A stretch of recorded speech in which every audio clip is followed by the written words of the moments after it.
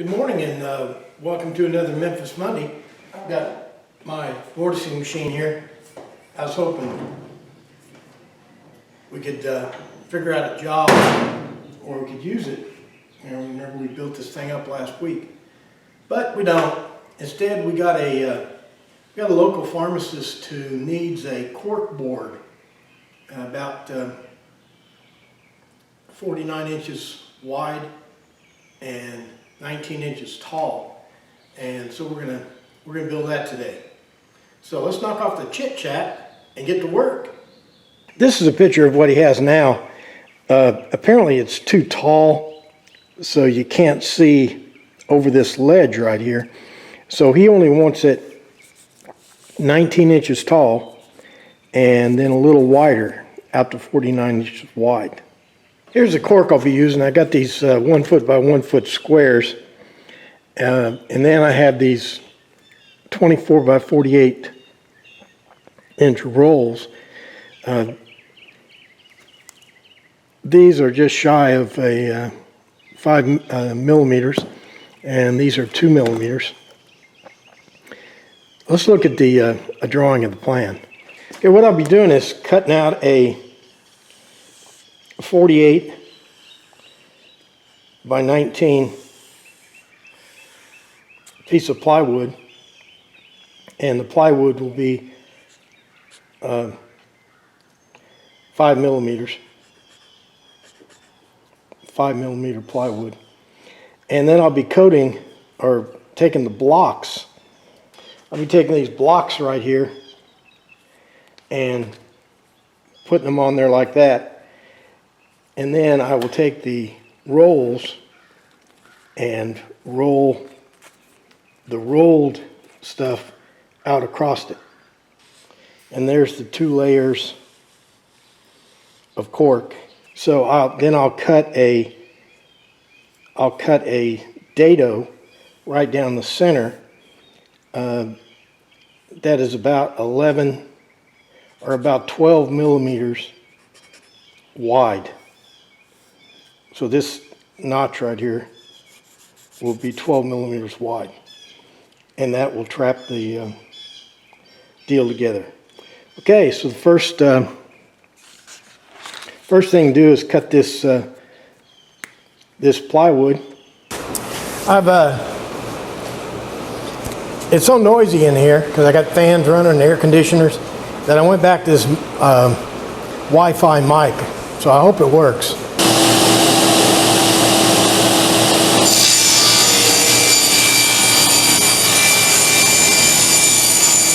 What I'm doing here is dry fitting the cork.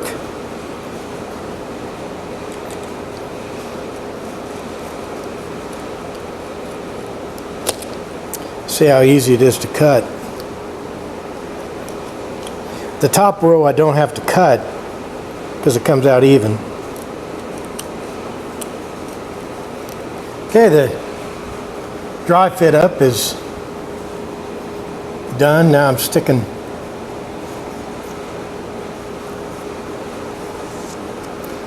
down the sheets using some of this spray adhesive.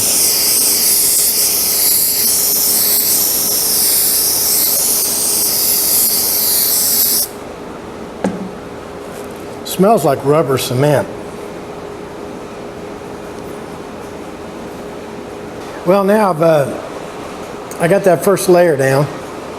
Now I've sprayed the whole thing with that spray adhesive. Now I'm going to try to roll out one of those rolls of cork for the second layer.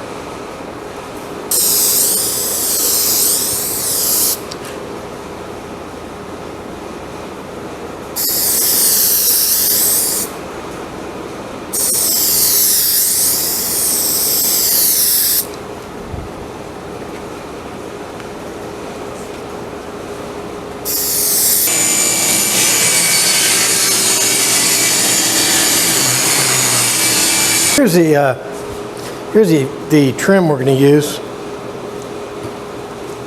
Got about a 1.5 centimeters, 15 millimeters groove cut in here, a dado, and then the edging will go around like this. It's the practice piece right here. See that dado? It's pretty deep.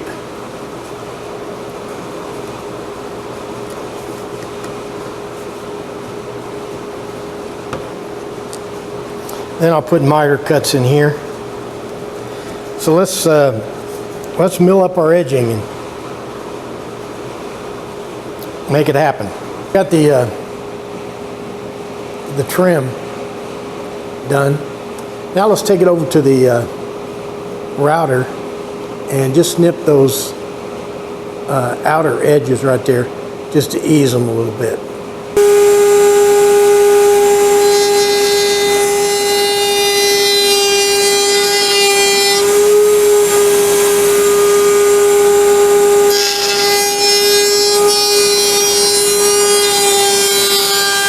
Got this real nice little profile here. The cork board will go down inside that, and you see I have a thick side and a narrow side.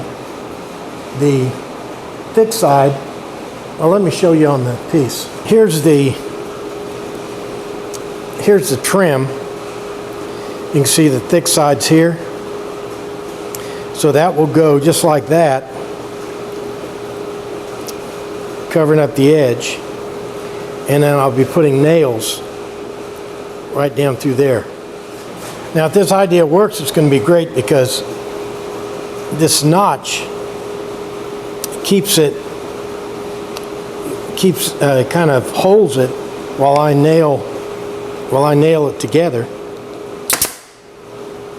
I took that first piece of trim off because with this dado, it's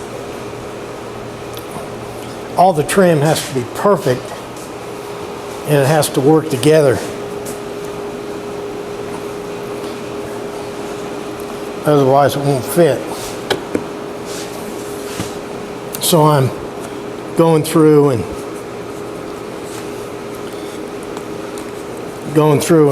dry fitting it first. And I won't do any nailing.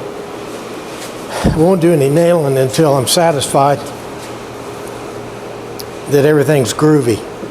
Well, everything looks groovy, so I'm going to nail.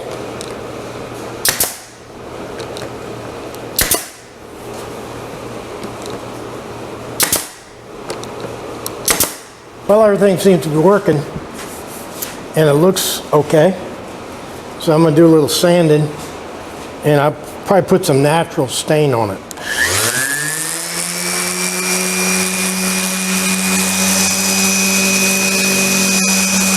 I want to keep this thing as plain as possible, so I'm just going to put some natural stain on this. So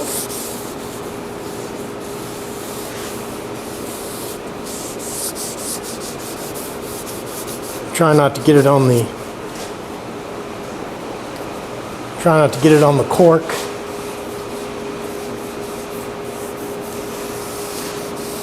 If you remember, we fixed this gate, I don't know, it's been a couple of months ago or more. It still works. Still works perfect.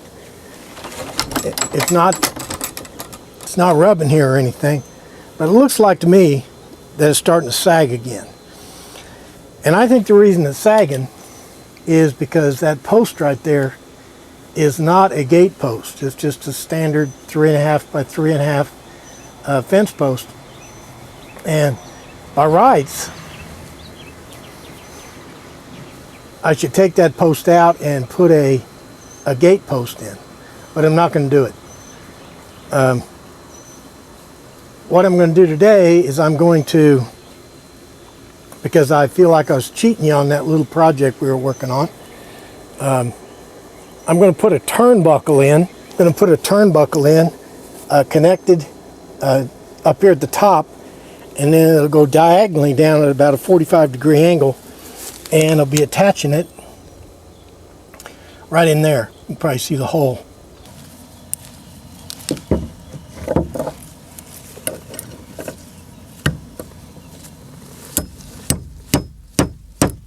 What I got to do here is I got to attach this wire to this turnbuckle like that, and I can crank down the turnbuckle and put tension on this post. Now this is like 8-strand, 380 test stuff. These are lineman's pliers. It's supposed to cut anything. Let's see if they lied.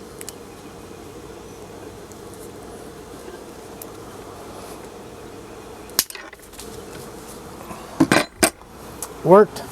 Now, I don't know what this is called, but it's you put it. It's kind of an anti-chafing deal that you put around the eye bolt, and you put your cable through it.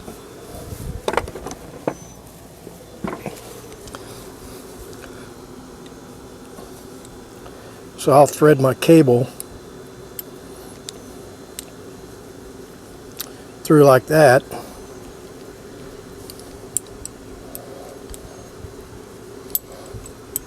And I'll put my cable ties on the other end once I get it adjusted right. I want this thing to hook on.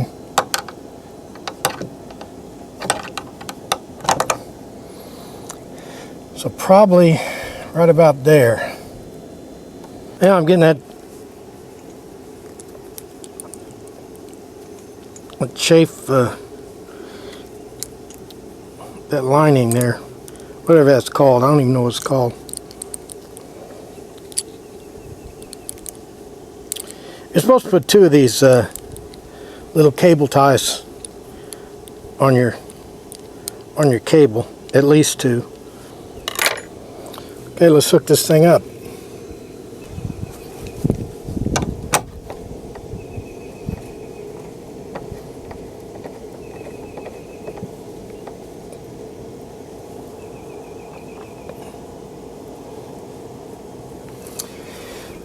Okay, let's measure, let's make some measurements. So, let's see, that looks like about,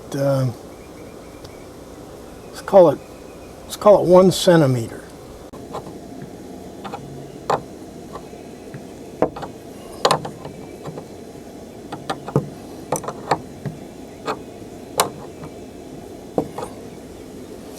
Okay, let's check what we got now. Oh, I can already see. Yeah, we're big difference.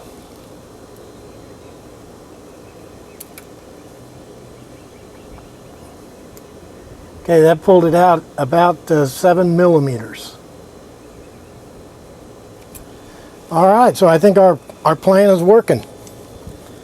It's great when a plan comes together. All right, let's go back to our easy project. Well, the stain was drying while we were working on that turnbuckle. Now on this thing, I know it's a simple project, but you might got some takeaways from it. If you recall, there's no joinery at all on the corners. The trim and the frame, which are really combined, are nailed to the plywood. You know, this has applications in, in picture frames and all kinds of things. I used to work in a wire factory. That was my job. I made wire.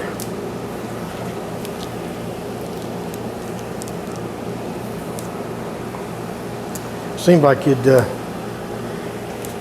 fellow would be better at this if you worked in a wire factory. They make these slots for for around the cork board. I needed something to make this, real sharp corners and no tear out and so forth. Let me show you how I did that on my stack dado head cutter. Today I experimented a little bit, and I didn't use my normal stacked dado head cutters. Instead, I used two saw blades, two thin curved saw blades. And on the outside, let me get you to the other side. Now I think you can see the setup better. So on the outside here, I've got just a regular saw blade. Actually, it's a 40 tooth. Okay, so that's there. And then I just have three normal stacked dado head chipper blades.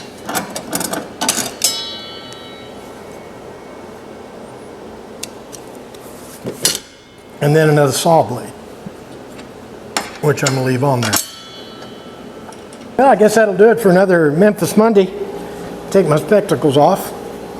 I had to use the Wi-Fi mic because the fans and everything going. But, you know, I think we finally got our money's worth. You know, it's a pretty simple project, but I think what's important in this project is the fact that there's no joinery involved.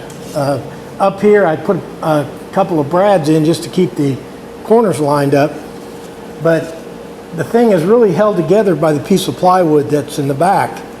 And with this, the setup we put on this trim, with a thin side and a thick side, we can nail the trim directly into the plywood.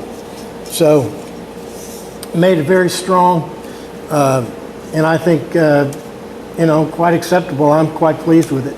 So that's that. Didn't use our hatchet. Pretty wicked looking hatchet. And we didn't use our one-trick pony here we fixed last week. But we did put in that turnbuckle. So, you know, just a few turns on that turnbuckle, you saw we got a 50% reduction in that sagging. So, and I got plenty of room to go, so I'll be able to keep that thing level now indefinitely. All right, so instead of rambling on, better wrap it up.